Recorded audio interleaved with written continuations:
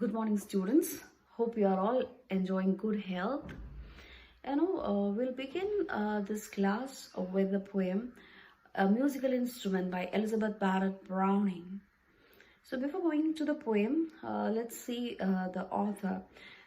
I hope that you're all familiar with the writer, the poet Robert Browning. And Elizabeth Barrett Browning was his wife and a major leading figure during the Victorian era who enjoyed considerable popularity, even though she was a woman writer of that period, and many wrote anonymously at that point of time. But Elizabeth Barrett Browning was fortunate to have parents who supported her writing. Her father supported her writing, and it was a time when writers used to, women writers especially, used to hide their writings. Some of them burned their writings, some of them wrote under pseudonyms. And so, but Elizabeth Barrett Browning enjoyed popularity. She was even a candidate for poet laureateship, but she didn't get that. But nevertheless, she was one of the candidates. And she wrote many poems, many collections. The collection Poems itself was very popular. He wrote a set of sonnets from Portuguese. She wrote a verse novel, Aurora Lie, The Cry of the Children. There's yet another work. She talked about female creativity, the condition of women writers, the double standard maintained by the society towards women writers.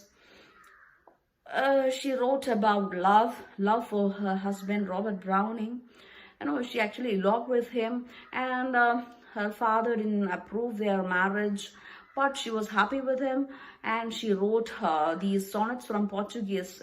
In those sonnets, she was actually talking about her love towards this poet, Robert Browning, and she even touched on the political and social issues of that period. And in many of the poems, including the verse novel Aurora Lie, she's talking about how women writers are treated. The process of writing, how women wrote during those times. Not only in this poem, A Musical Instrument, but also in many other poems that we'll be doing together, that is poetry by Marian Moore, spelling by Margaret Atwood. All these poems, and also the extract, Virginia Woolf's extract, this Shakespeare and His Sister. These works, they talk about female creativity from different perspectives. The condition of women writers across the centuries, why they are absent during the periods during Elizabethan age, neoclassical age. Why the women writers are not coming out, and all those things are dealt in detail. And in this poem, A Musical Instrument, again she presents the same theme, the beauty of art and the sacrifice behind it, especially the art produced by women, especially if the artist is a woman, there is the sacrifice all behind it. So she's actually trying to portray not only the beauty of the art, beauty of poetry, but the sacrifice that one needs to make to be a poet. In a society controlled by patriarchal norms, where there is a double standard for men and women. So that is what Elizabeth Barrett Browning does in this poem. And for that, she uses a story from Greek mythology. She beautifully presents the story of Pan, the Greek god Pan, and a nymph, and their relationship. And she uses that storyline to compare male writers and female writers, and how the sacrifice that a woman writer is not given, is treated, how it is treated, and how the art produced by a female artist is treated. So she uses this Greek story from this Greek mythology to do that. So coming to this poem, she uses the story of Greek god Pan. So I hope some of you might be familiar with the story of Greek god Pan. So I'll give you a brief account of this story, Greek mythology. Like this Pan was actually a god of the wild, god of the shepherds, the rustic, god of rustic music. But he's not considered to be a true god. He's a demigod, you can say. You might have seen pictures of this Pan, half human, half god. He has got horns like that of a god, and he has hoofs like that of a god. The upper torso is that of a man, and the lower part is that of a god. He looks very hideous. And the nymphs, and he was not loved by the nymphs. They were actually frightened of him, and they used to run away when they see this god Pan. He was actually he was the son of Hermes and a mortal shepherd, and he was accepted by everyone around and loved, but he couldn't get the love of nymphs, and he fell in love with many nymphs, but nobody reciprocated their love. And one fine day, this Pan sees this nymph Syrinx, wood nymph, and this nymph was going for hunting, was about to join goddesses Diana for hunting.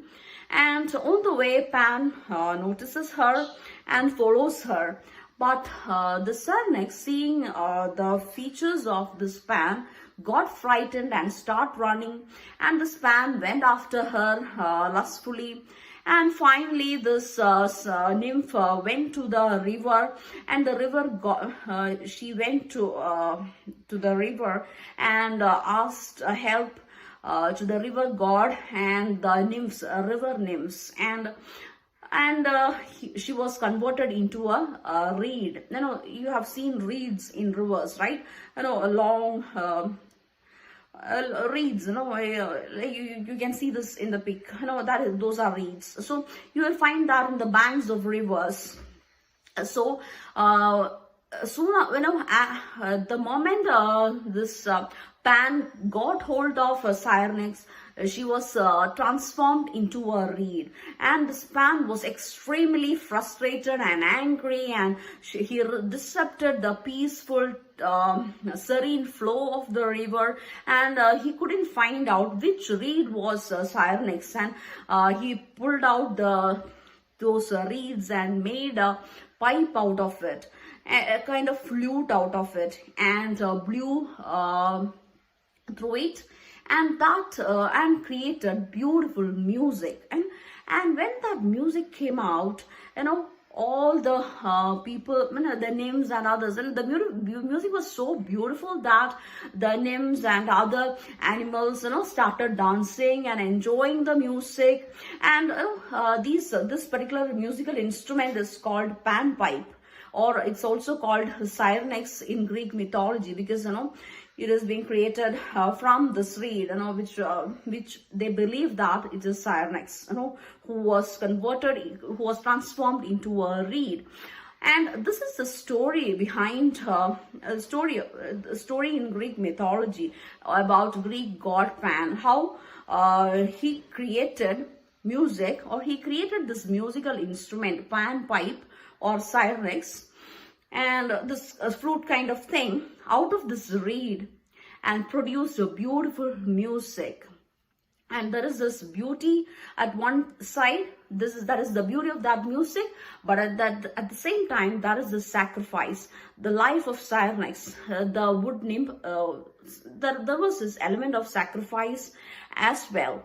So in this particular poem, Elizabeth Barrett Browning uses this Greek mythology, this story of Pan and Syrinx, to juxtapose the beauty of art and the sacrifice behind it. And I hope this is clear to you.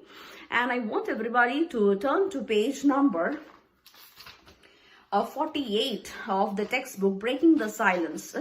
we'll read the poem and we'll analyze the main themes that Elizabeth Barrett Browning is trying to portray.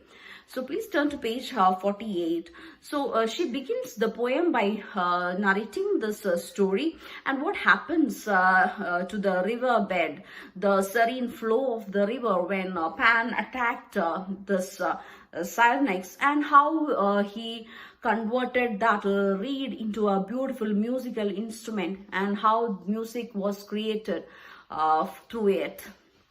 So we'll see the poem. Turn to page 48. The Musical Instrument by Elizabeth Barrett Browning. What was he doing, the great god Pan, down in the reeds by the river, spreading ruin and scattering ban, splashing and paddling with hoofs of a god, and breaking the golden lilies afloat with the dragonfly on the river? He tore out a reed, the great god Pan, from the deep cool bed of the river. The limpid water turbidly ran, and the broken lilies a dying lay, and the dragonfly had fled away before he brought it out of the river. High on the shore sate the great god Pan, while turbidly flowed the river, and hacked and hewed as a great god can, with his hard bleak steel at the patient reed, till there was not a sign of a leaf in tea to prove it fresh from the water, fresh from the river. He cut it short, did the great god Pan, how tall it stood in the river, then drew the pith like the heart of a man, steadily from the outside ring, and noshed the poor dry empty thing in holes as he sate by the river. This is the way, laughed the great god Pan, laughed while he sate by the river, the only way since gods began to make sweet music they could succeed. Then dropping his mouth to a hole in the reed, he blew in power by the river. Sweet, sweet, sweet, O Pan, piercing sweet by the river. Blinding sweet, O great god Pan, the sun on the hill forgot to die, and the lilies revived, and the dragonfly came back to dream on the river. Yet half a beast is the great god Pan, to laugh as he sits by the river, making a poet out of a man. The true gods sigh for the cost and pain, for the reed which grows never more again, as a reed with the reeds in the river. So this is a musical instrument. The poet Elizabeth Barrett Browning begins with the depiction of this molestation of Pan, Cyrenex by Pan, and the transformation of Cyrenex into a reed, and he is trying to find the reed among other reeds in the bank of the river. The speaker in the poem is asking, what was he doing, the great god Pan, down in the reeds, among the reeds? What is this Greek god Pan doing among the reeds in the river, spreading ruin? The water is being made muddy with the hoofs, the splashing of the hoofs, scattering ban, that is curses, cursing. This Pan is searching frantically for something, splashing and paddling with the hoofs of a god, and making this water muddy, and breaking the golden lilies afloat. The golden lilies were beautiful, and the dragonflies were on it. Now it is that peaceful setting is disrupted, and the dragon lilies are all crushed, and they are floating on the water, and the dragonflies flew away, and breaking the golden lilies afloat with the dragonfly on the river. And the serene flow of the river is disrupted. He tore out a reed. This great god Pan tore out a reed from the riverbed, from the deep, cool bed of the river. He took that reed. The limpid water turbidly ran. So the serene water now became very violent, turbulent. It is turbulently flowing, and the broken lilies are dying lay. These dying flowers lay on the water, and the flies, they flew away before he brought it out of the water. So before he came out of the water, all these things happened to that peaceful flow of the river. The golden lilies are all crushed, the dragonflies went away, the water became muddy, and that serene scene is disturbed by the intervention of this Greek god Pan. So that is the setting. And what did he do with that reed that he took from the riverbed? That is the next stanza. He sat by the shore on a boulder, and while the river is still turbulent, and hacked and hewed as a great god can, and he started working on that reed. He took the reed and he started working on it. Here with this steel tool, he is sharpening it. He is patiently. The reed is patient now. It is. It cannot react now. Cyrenex, when she was alive, she was running and she could react. But now it has become a patient thing in the hands of this Pan.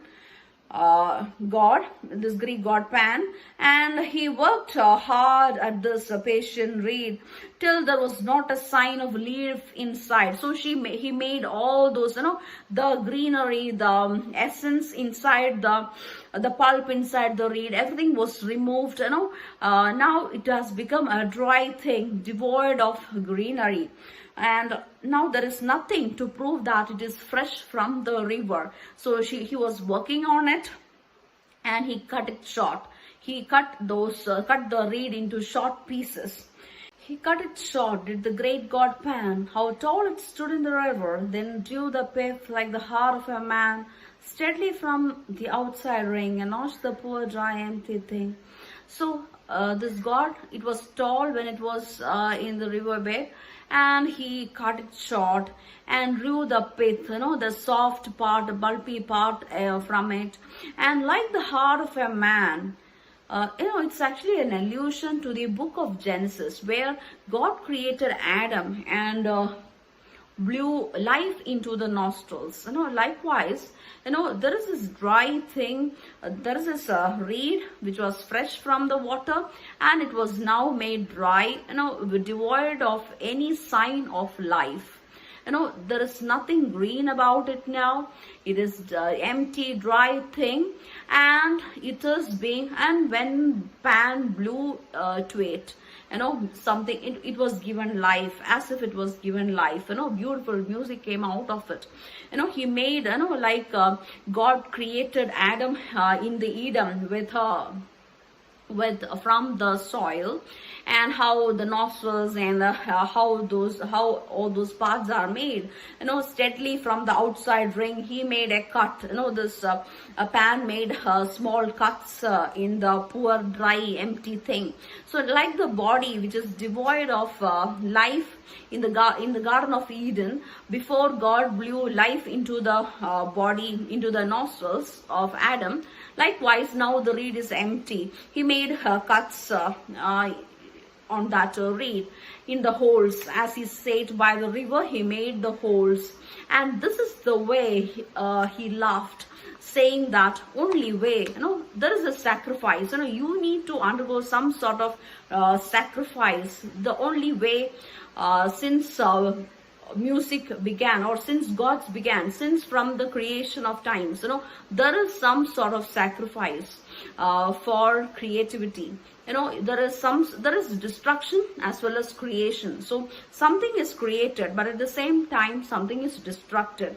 So to make sweet music, to create something artistically, to succeed, there is this sacrifice.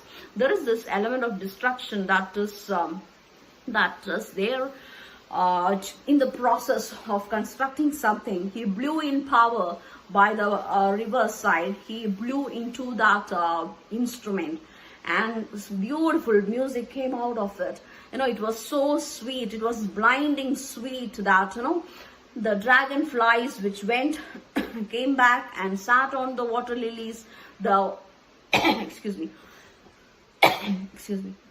the water lilies were revived.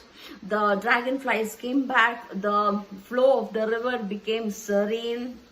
It was very blinding. It was piercing sweet, the music that came out of this reed.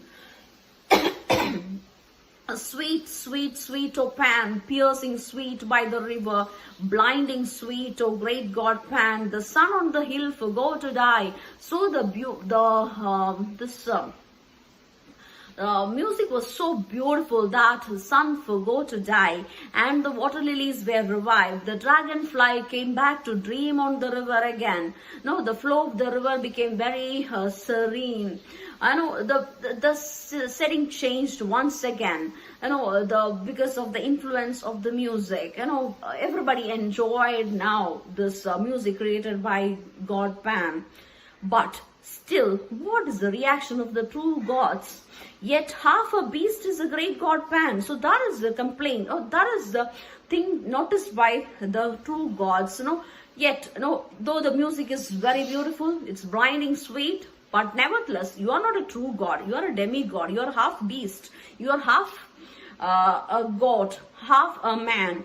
So actually, Elizabeth Barrett Browning uses this metaphor, this symbolic story to denote to compare male writers and female writers. So even though the female writers, they write beautiful poetry, they create something artistically, the male chauvinist society cannot accept the fact that it is beautiful. What they focus is that you are a half beast, you are a demigod, you are a woman, you are not the true god, or you are not a complete person, complete artist. It's a complete artist in the sense that you are not a man, you are not a male. So that is, yet half a beast is the great god Pan, to laugh as he sits by the river, making a poet out of a man. The true God sigh for the cost and pain.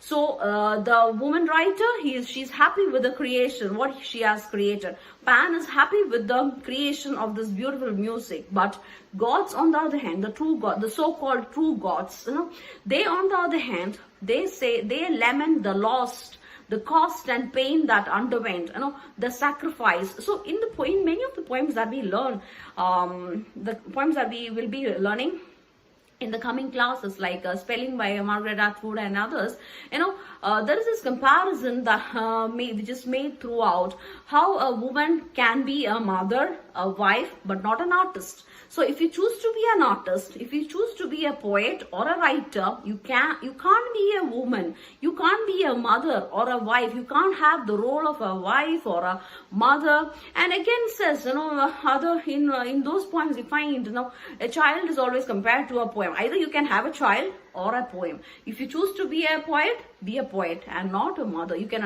enjoy that. But it's not the case with a man. They can be a father or whatever, but they still can be an artist. But as far as a woman is concerned, there is something that she needs to sacrifice to be a writer, and that is beautifully portrayed with the story of with this particular story of Pan by Elizabeth Barrett Browning. So the true gods, they sigh for the cost and the pain, for the reed which grows never more again. So that a woman artist or a female artist will not be a same person, will not be a same devoted mother or a wife. This is the perspective of the male chauvinistic society. So it says, they lament the loss of that reed, which will not be same again, which grows never more again. As the reeds with the reeds in the river, as a reed, as one among the reeds, that woman, a female artist will not be considered as the woman, one among the other women. The true gods, they sigh for the cost and pain, and laments the fact that a woman writer will not be same again. Women writers are considered to be someone who is different. When we read this Virginia Woolf's extract also, we find, how women writers are treated as half witch, half wizard, half, they cannot accept the fact that they are also normal human beings who can write, who can live, who can lead a life, normal life, who can have the normal roles, carry on with the normal roles of a wife and a mother. But that is not being accepted by the society. And this is beautifully portrayed by Elizabeth Barrett Browning with the story of Pan.